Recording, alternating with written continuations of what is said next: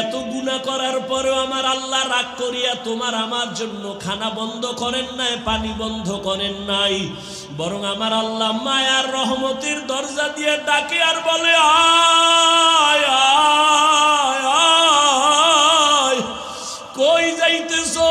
আমার রহমতের দরজায় ফিরিয়া আয়, যেদিকেই যাবি জাহান্নাম ছাড়া কিছু না।